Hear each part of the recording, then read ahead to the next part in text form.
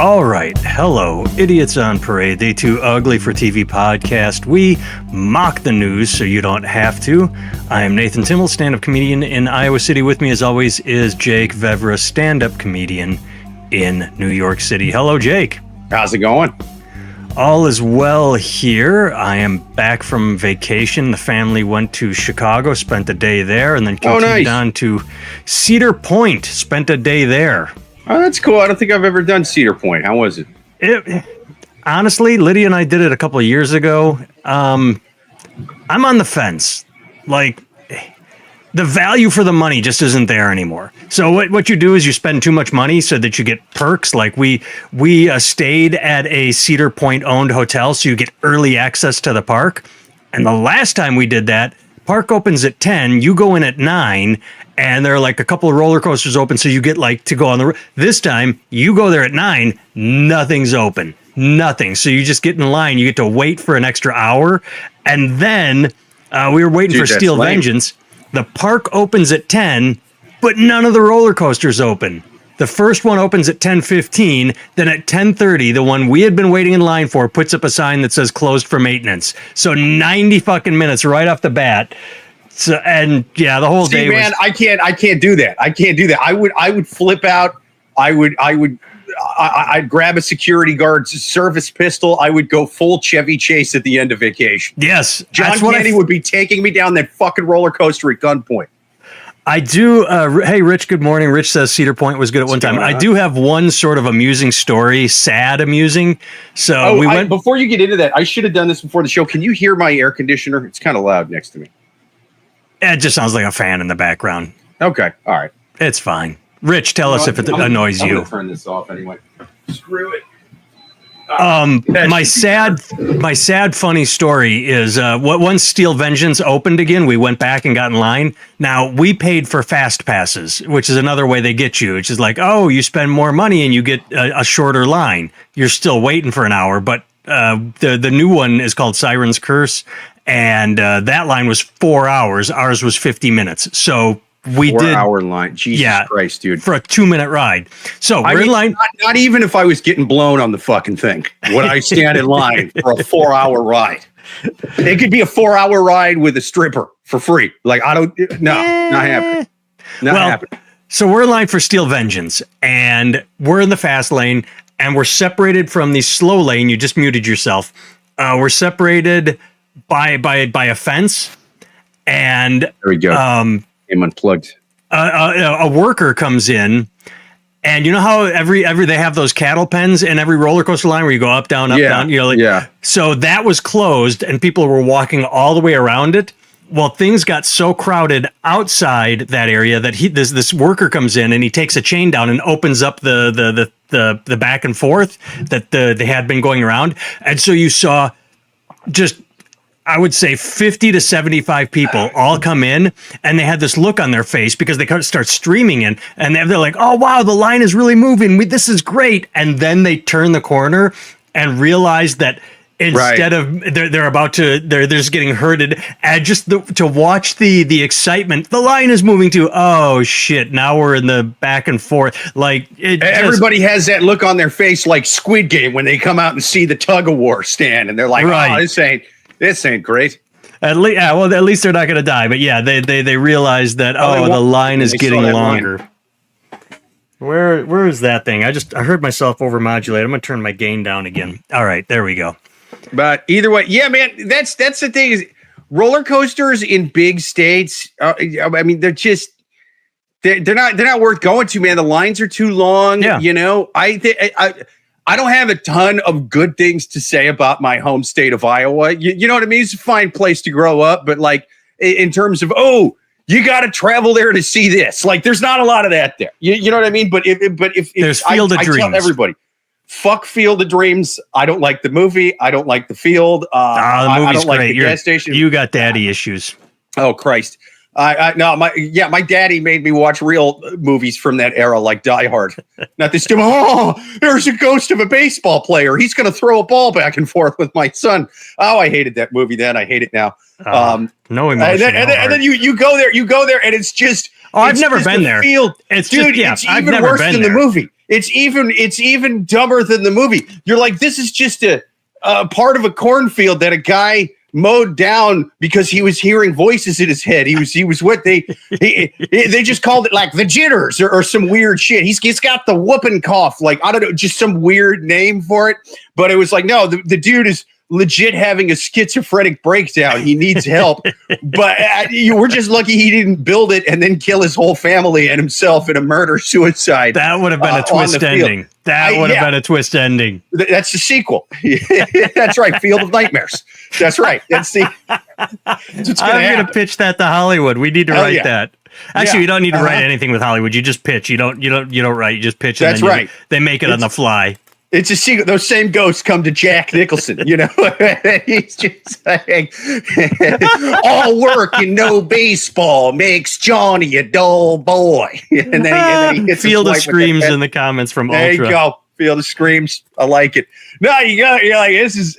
They made a movie about this. Who gives a shit about it? You were saying there's not much, but at least Adventureland. When we go to Adventureland, that is exactly. That is where I was going 15-minute lines. I got off track. 15-minute lines. Fucking love Adventureland. It's even better as an adult than it was as a kid. I remember I went there a lot. My dad would take me there a lot as a kid. And then I went back when I was like 22, 23 with like a couple cars full of friends. And on the way up there, I was thinking, it's going to be fun because we're like hanging out and stuff. But it's not going to be like when I was a kid. You know what I mean? Yeah. Like it's whatever. And one dude in the car even said like, hey, we should have snuck a bottle in. And we were like, yeah, nah, I can't believe we didn't think of that. And then another dude even said like, hey, I wonder if they sell alcohol at the park. And we're all like, well, they're not going to sell alcohol at the park, you fucking moron. You know what I mean? Like they don't want people getting sick of it. Oh, yes. It's everywhere. It's everywhere. I love it, dude. Now they even have like a full-on water park within the amusement park with like a swim-up bar where you can get like proper cocktails and shots and all that. Like it's not just beer. It's like Chuck E. Cheese without the mechanical rat. Dude, I love it. I love it. And you know, I have more fun there as an adult than I ever did as a kid. Why? Because the alcohol takes away your least favorite thing about the park, and that's the line. You pointed out that there's less lines at Adventureland because it's a flyover state with nothing in it but Adventureland. Right. So hence not a lot of people go there for vacation unless they have the unfortunate reality of living in Iowa. You know what I mean? Like that's the only people that's there. Ain't nobody. Maybe Nebraska. That place sucks even more than Iowa.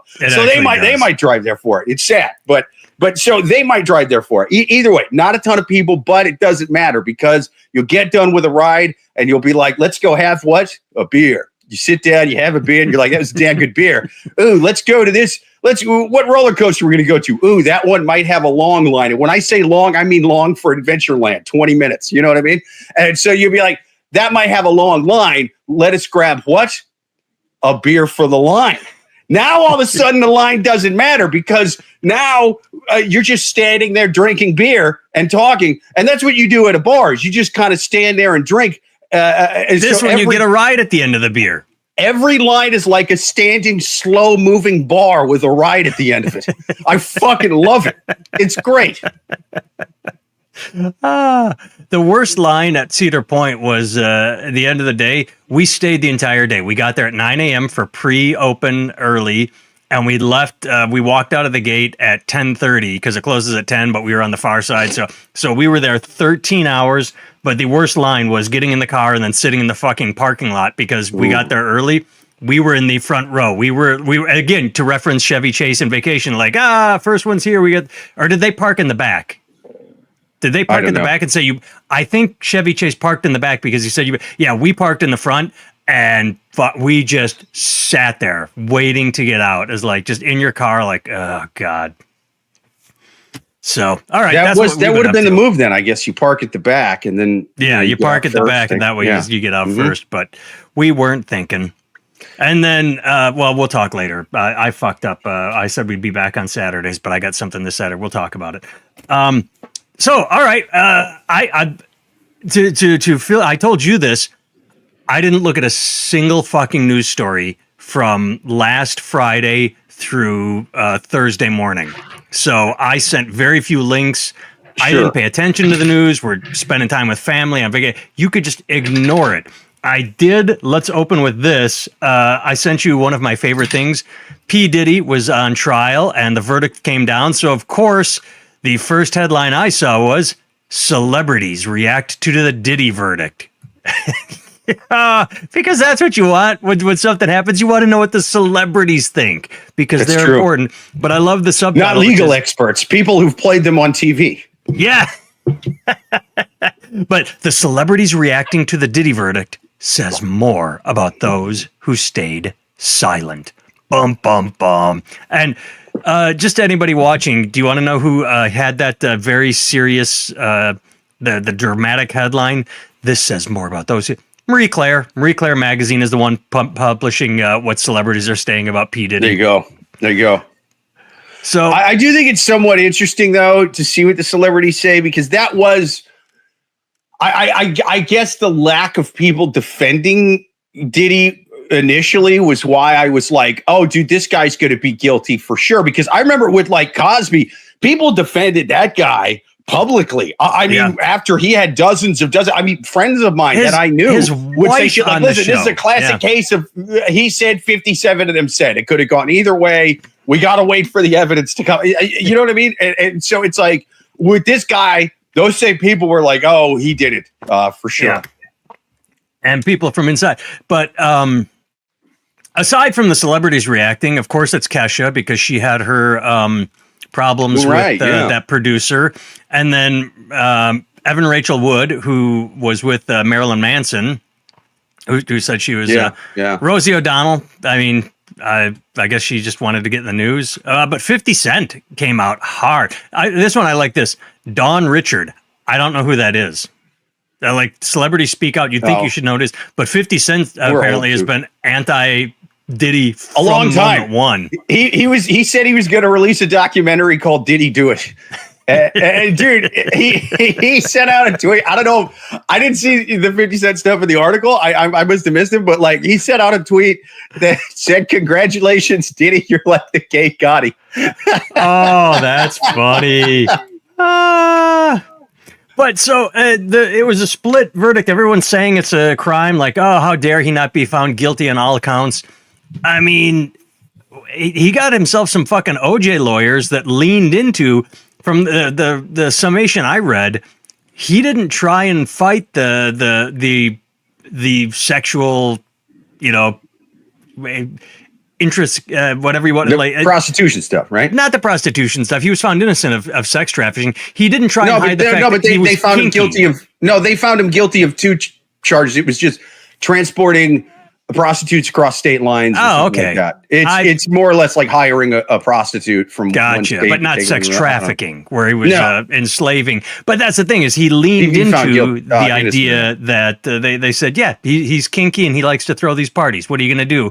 As opposed to like trying to deny everything and say, I've never had sex in my life. I would never buy baby oil. That's all a plant. Like you lean into the weird aspect so that you get the split. They say, okay, he's kinky, he's a freak, but she was probably into it too. So yeah, Johnny Cochran's got nothing on Diddy's lawyers. That's right. They are breaking out their champagne and baby oil. They are celebrating.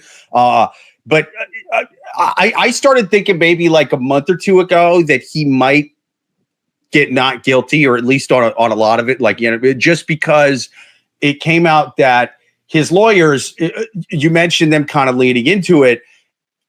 I heard a thing that his lawyers had footage of the freak-offs, like video footage, and they were playing it in court. And so I was okay, if the defense lawyers are playing that actually is very interesting because, I mean, you don't play freak-off footage as the defense lawyers unless you really have a good reason to be playing it. If it doesn't show him with a whip and like hitting people. If you've got people like all boning, like, with smiles or whatever, or everyone's high-fiving. And this is going to sound shitty. This is going to sound whatever.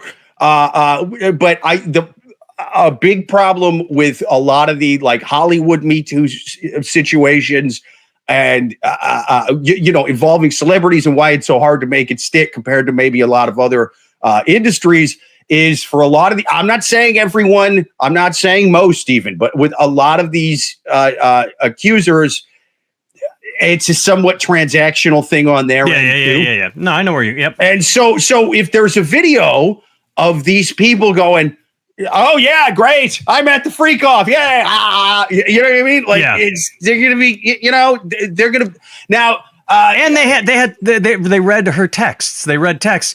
And yes, you can be in a submissive position where you feel the need to placate someone that controls your life. You also don't have to. The text could have read, "Hey, I can't wait to see you again, baby." Okay, like instead of, "Yeah, I can't wait to see you too." Like the texts are. I'm not trying to victim shame, but there are me ways. Neither, but I'm saying is like a lot of these people want something out of. Right. To get further. She wanted to be a famous singer. So they're going to be like, great, I'm going to go to this freak off thing. Yeah. And it's going to get me famous. And so it's going, you can say things like, well, he used his position of power to. And he did use his position of power. It's, but is it unethical? Yes. In terms of juries and judges, though, not unconsensual. Yeah. If they appear to be, consenting adults on the video, and that's the only reason you would show a freak off video of your client. Most defense attorneys ain't going to show their clients with that much baby oil on, unless there's a good goddamn reason. So Ultra says you can't make anything stick with all that baby oil. But yeah, I mean, if the video is of someone crying through the pain because they don't want to be there, you don't show that video. But if it looks like a party, man. I mean, it's like that Kevin Spacey doc. Like you listen to some of this stuff, and it's horrible. But then they'll be saying stuff like, "Yeah, so I blew him hoping he would green light my movie," and then they're like, well, Did he say he was going to green light your script if you blew him? Well, no, I just assumed that's how it worked. And it's like, well, sorry, we can't charge him for this then. That's you trying to get something out of him. It's not the Ohio State doc we just watched where it's kids walking in and a doctor like, all right, you stubbed your toe, get naked. Right. It's a lot more transactional on both parts than a lot of these cases, so it's harder to actually get. Todd just called it in the comments. The morning after regret hits some harder than others. Yeah, you do something and then especially when it doesn't pan out. Not just the morning after regret, but the months and later revenge. Like, hey, I blew Kevin Spacey. He didn't put me in a movie or make my career. Fuck him. I'm gonna go after him. It's right, and I'm not saying that doesn't make those guys pieces of shit. I'm not saying they don't like suddenly hint like, oh, maybe this could happen if you do A, B, or C. But that's not all Harvey Weinstein did. Harvey Weinstein was all about blow me and I'll put you as an extra in the movie. Right. Yeah. And I guess if they're that blunt about it, then you might be able to get something done in court, man. But that's why a lot of this stuff doesn't stick. It's tough. Unfortunately, these guys are good at getting away with it. I want to know why they didn't charge him for domestic abuse for that hotel room video. Remember where he was beating the hell out of her in that towel? Yep. Because that seems like a pretty open shut case to me. I'm not a lawyer, but it seems like it would be easier to win that than any human trafficking or whatever. But I can't remember the timeline. She would have had to press charges on that within a certain time frame. And maybe that was in the last 10 years, right? And the statute of limitation can't be up on that. I don't know. But either way, you'd think that would have been the slam dunk. But either way, he's still going to prison. He got denied bail. It's not like he, it's just that people were so hungry for him to be found guilty of everything. They just wanted him to go down. And you can't take the win where you get it was like, okay, he's still going to jail. He's still not getting out. I don't think he's going to go to jail for that long for this. I'm not a legal expert. Well, but he got denied bail. He got denied bail, but in terms of the sentencing, I don't know how much time you get for hiring prostitutes. You know what I mean? Like if I take my car right now and go to like Avenue D or whatever and get blown by a hooker. And that hooker takes my dick. Like, I'm actually an undercover cop. Put your hands in the air. Like I'm not going to be in jail for a decade, and I don't have Diddy's money even close. Yeah. Oh, we could ask Robert Kraft how long he went to jail for. Oh no, he didn't. He didn't go to jail. Well, there you go. There you go. But speaking of jail, I didn't send you this. Did you see that the Bryan, I can't say his last name, Kohberger, whatever, the Idaho murderer, pled guilty? Oh no, I didn't see that. Yeah, I can't remember, is it Bryan Kohberger, I think, but he killed the 4 kids in Idaho, and they caught him, and he said he was innocent, and that there was all. But apparently, the prosecution uncovered even more evidence and approached him and said, "Hey, we have you at the house giving a thumbs up awkward selfie after the murders." Like, apparently he left, went back, took a selfie of him giving a thumbs up with a weird smile, and then left again. And that was enough to be like, all right, I'm just going to plead guilty. So he doesn't get that death penalty. This is why Gen Z and millennials can't have serial killers. Okay. We can't stay off our goddamn phones. I see. Here's the problem I have. He is pleading guilty, so he'll get he's not getting out of jail for the rest of his life. He's done. He'll get 400 years, and he will be put away because he lied for so long. Because he pled innocent, no, I didn't kill them. We should say it's just kill him. Just fucking kill him. He's guilty. This is why I'm pro death penalty. Fucking kill him. But who take decides, him out back? An old yeller. Who decides who we kill and who we don't kill? Me. Okay, well, I will be Trump's czar of death penalty. You are imperfect. I know this from doing a podcast with you for years. You are imperfect, so you're going to get it wrong sometimes. Sometimes. Yeah. Sometimes. You get it wrong. But either way, Ultra just said the fact they're still holding Diddy makes me think there are other charges possibly pending. That could be, but why wouldn't they throw them all at once? But then again, that's what they did with Harvey Weinstein. They wanted to run him in New York and Los Angeles. Is Diddy being tried anywhere else? Or they're going to try and get him again? The thing is, I didn't pay that close attention. Was he tried in New York or Los Angeles? Diddy? I want to say New York. I could be wrong. Yeah. See, I don't fucking. Oh, care. So that here might we are be, talking about. They may have to charge him in Los Angeles because the hotel thing was Los Angeles, right? Okay. So yeah, maybe they're going to. That might be a jurisdiction thing. Could be. All right, next story. The House passed Trump's big, beautiful bill. He signed it yesterday, I believe. And the clip I like the most is people are showing Marjorie Taylor Greene and other Republicans booing Biden when he said they want to sundown Medicaid and Medicare and whatever he said they want. And they'll boo. And here it is. Here it is. So there you go. Interesting times. My hope is that we see all these statistics that say red states are poorer than blue states and they take more federal aid. I hope this bites every Trump supporter in the ass. I hope that I'm going to stick it to the libs Trump supporters lose whatever they had and learn a lesson. Not that they will learn because they obviously are living don't learn, but I mean, interesting times. Yeah, my mic came unplugged again. You can still hear me, right? Yeah, I can hear you. Okay, cool. We've talked about this in the past. If you touch the microphone, StreamYard disconnects it. It's not even a computer thing. It's a StreamYard thing. Didn't even touch it. Every now and then, just the weight of it keeps coming. But yeah, so I get the people who vote for these guys, who spend most of their time in boardrooms and country clubs. You know what I mean? Because they're like, I'm going to get a tax cut. This is great. Yeah. What I don't get is the videos of these people going, I'm on Medicaid. I'm a trans woman of color who's undocumented, and I work in the green technology industry. And I voted for Trump, and man, is this biting me in the ass. And I'm starting to regret it. And it's like, well, yeah, I mean, he hates everything about you. So he ran on everything about you is awful, and he's going to destroy you. So I don't know why you thought you'd be spared. And we saw right at the outset with the Doge cuts where all these people were like, we work in a red town and we work for a military subcontractor. Yep, all your jobs got eliminated. I didn't vote for this. Yes, you did. It turns out you're a deep state. He was talking about that whole time. Now you're 7 lizard people that live under the Pentagon and eat babies. It was park rangers. You. Whoopsie doodle. You know what makes me sad is I would love to have seen. Actually, I'm going to Google quick because before I say this as a joke, I want to take it seriously.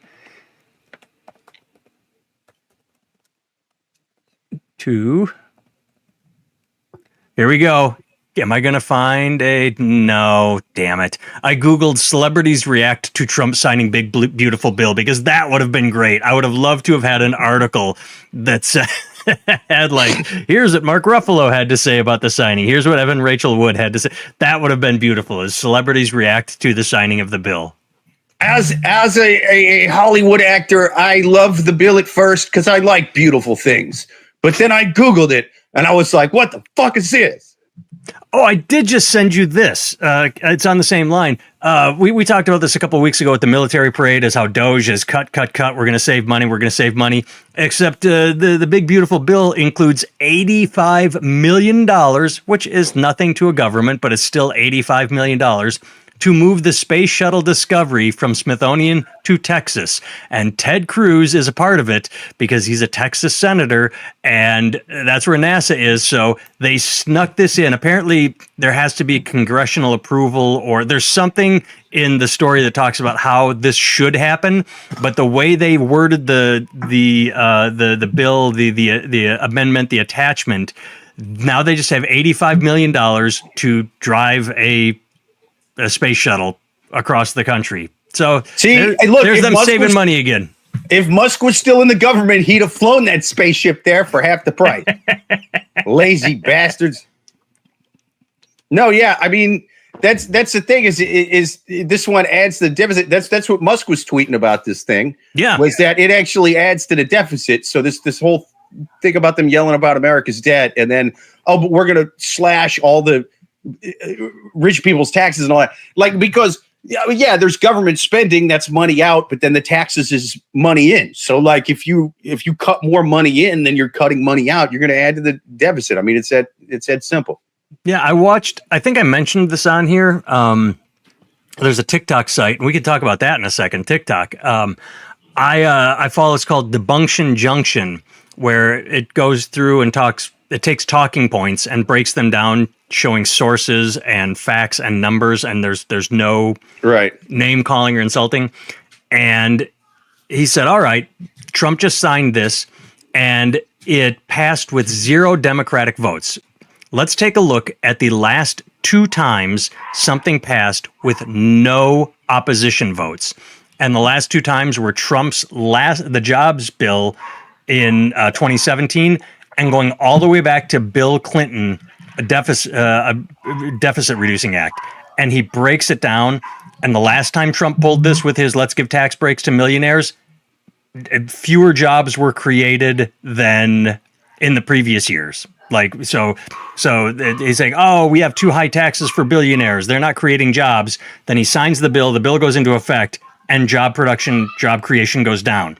Under Clinton, when he it trickled into their bank accounts and not down to the rest of us? No, I don't buy it. Exactly. And when Clinton signed and raised the tax rate to 38%, that had been at 70, then Reagan kept knocking it down.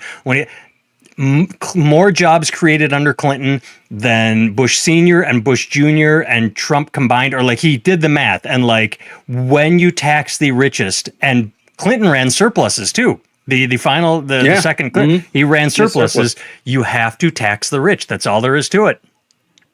Yeah. 3.3 trillion to the debt orange turd bill adds. Yep. Todd, there you go, man. Pointing to the thing. All right, I said, go ahead. No. What were you saying? I was just gonna say, I told you that I'm having a TikTok moment again. It's not as big as Canned Pumpkin Guy, but I put out a video saying that the crash cymbal in the song "I Melt with You" by Modern English is overbearing, and when you hear it, you can't unhear it. I remember full well just listening to it, like, oh, there's that song, like, wait, is he hitting the crash cymbal? Oh my God! Every I'll stop. He just hits it after every verse. It's like 1, 2, 3, 4, crash 2, 3, 4.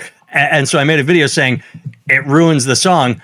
Holy shit, dude. Someone must have posted it in the only Modern English fan club TikTok site there is, because of all the things I say that are, inappropriate, this is the one that's gaining traction. It just cracked 400,000 views, and people are, I would say it's an 80 to 20 ratio. 20% of the people say, yeah, dude, you fucked that song up for me. That crash cymbal's annoying. But 80% are coming down hard on me, calling me an asshole. And I didn't know Modern English had that kind of fan base online. Neither did I. I didn't really. I mean, it seems like kind of a niche fan demographic at this point. I mean, I know it was a big hit, 40 fucking years ago, but Jesus. Yeah, it's insane. What's their other hits even? They don't have any other hits. This is the one people were saying that, the Burger King used it in an ad. Yeah, I've heard it in ads. Yeah. And then Snickers ran it for a year a couple of years ago. Yeah, I mean, it's a big, you melt. Yeah, so. I'll stop the world and melt with you. But here's the one thing I don't like. So if anybody's negative to me or says something or insults me, half the time I smile, the other half of the time I laugh. Like there can be some pretty good insults, but I've been jousting or trying to joust with people as they insult me. I'll make a comment back just for the algorithm hit. I kept getting community guidelines, and I just got my first account strike on TikTok, meaning not thumbs up. They're going to kick me off. So I have to stop responding. Here's what did it. A guy commented on the video, said, yeah, but look at the shirt you're wearing. I can't take anyone seriously that wears a shirt like that. So I responded, well, then we're even, because I don't listen to guys whose foreheads could be used as a movie screen because he had a big forehead. I got a notification warning saying that's against community guidelines. It's inappropriate. So I appealed and said, dude, I'm just talking about his forehead. And I got an account strike. So now anybody can insult me on TikTok all you want, and I can't push back with little pokey fun things because I'll get kicked off TikTok. As a bald guy, I agree with TikTok on this one. That shit is out of line, dude. There's some stuff you just don't joke about.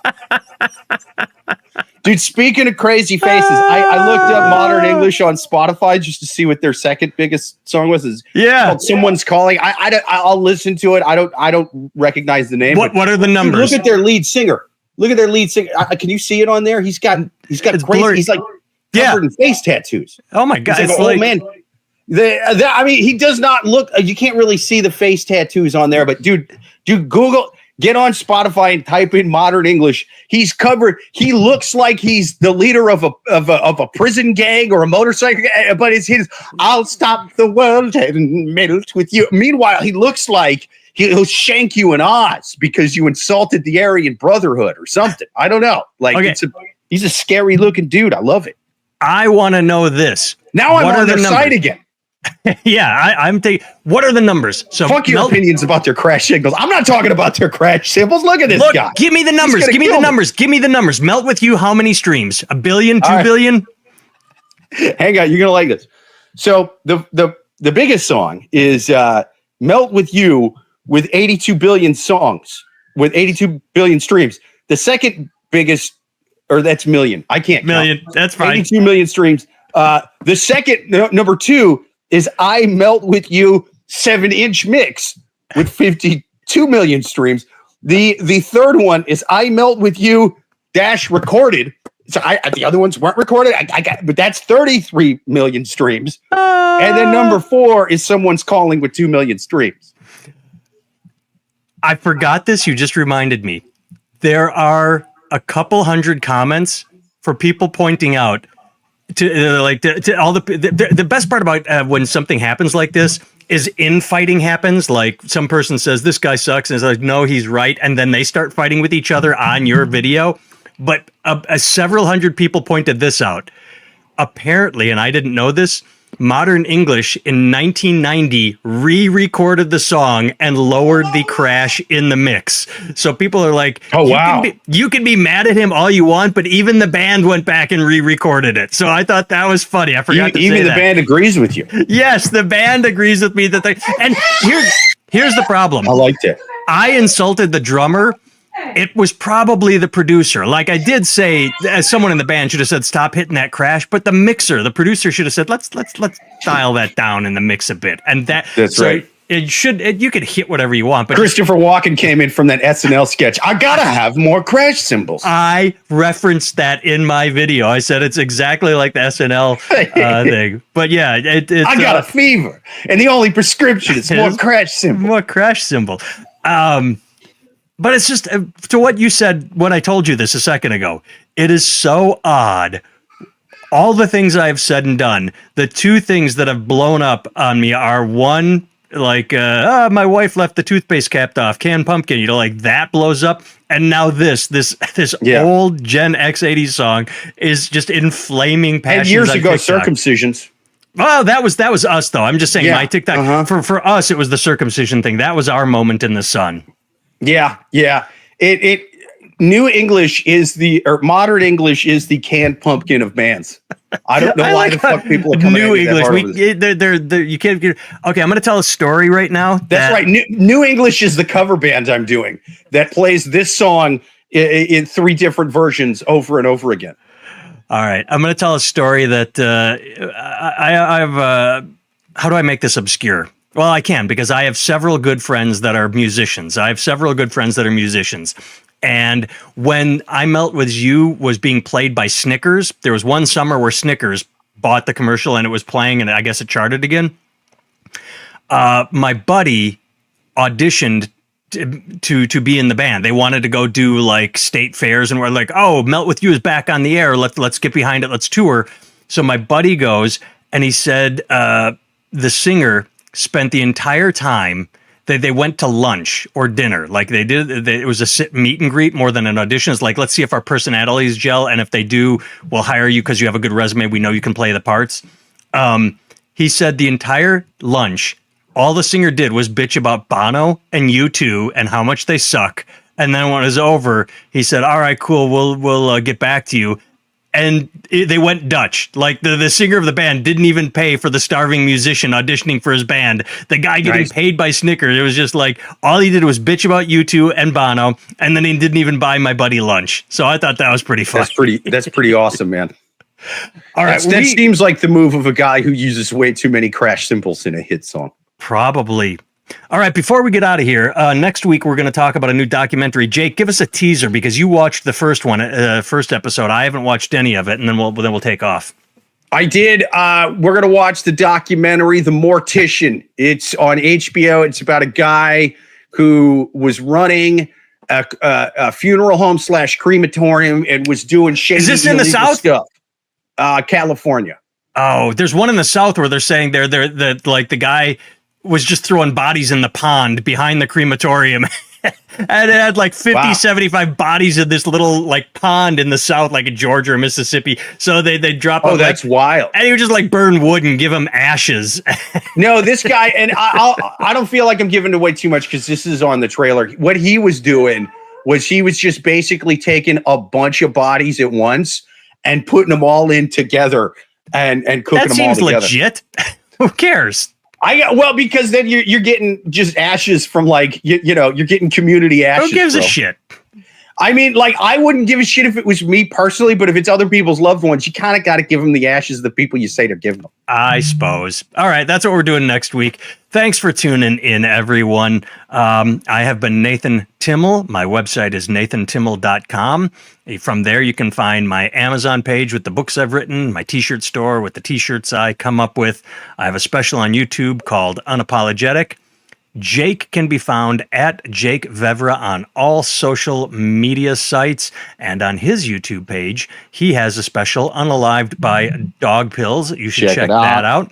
And going back to TikTok, Jake has been posting a TikTok every day. We're trying to get him up to 1,000 followers so we can go live on TikTok at the same time we go live on YouTube. Thanks, Todd. Thanks, Rich. Thanks, Ultra. We will see you guys next time.